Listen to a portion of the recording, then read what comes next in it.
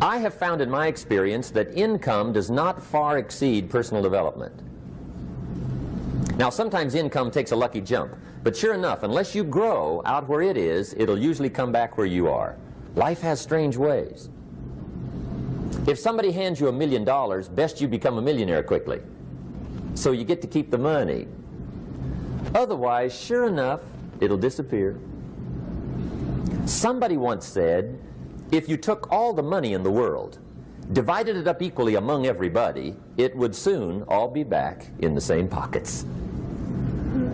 Incredible. Success is something you attract, not something you pursue. Success is looking for a good place to stay. So instead of going after it, you work on yourself. Personal development. See, the major question to ask on the job is not what are you getting. The major question to ask on the job is what are you becoming? See, the big question is not what am I getting paid here. The big question is what am I becoming here? Because true happiness is not contained in what you get. Happiness is contained in what you become. So that's our major subject for tonight, personal development. Of all the assignments Mr. Schoaf gave me at age 25, this was probably the most difficult. In fact, I'm still working on this one. I think it's an unending challenge to see what you can become. The next subject is called basic laws. And it's good to study the basics. And I call these basics primarily because they come from the Bible. Now, I'm not a theologian or a minister, and that'll be apparent. But Mr. Schoaf taught me that the Bible was a good textbook for ideas and stories and success equations, how to live the better life. I found out that was true. He also taught me that the Bible is as practical as it is spiritual, and I found out that's true. If you look at your bank account and your income and you're not happy, there are several places in the Bible to check to see what the heck's wrong so you can make the changes. And we're going to cover some of those tonight, called basics. Okay. The next subject is my favorite, setting goals.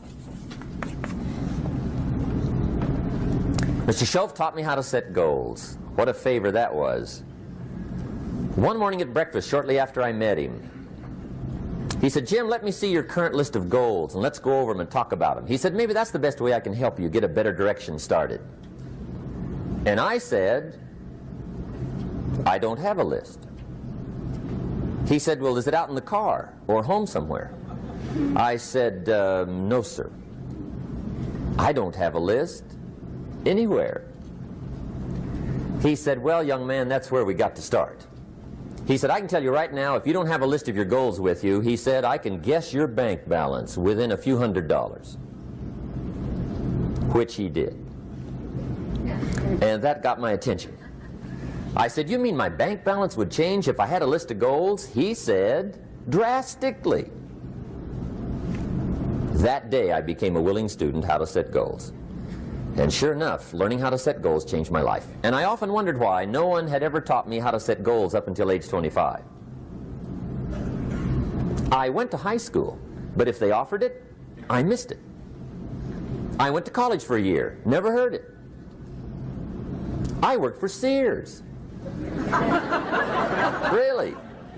And to my knowledge, Sears never taught it.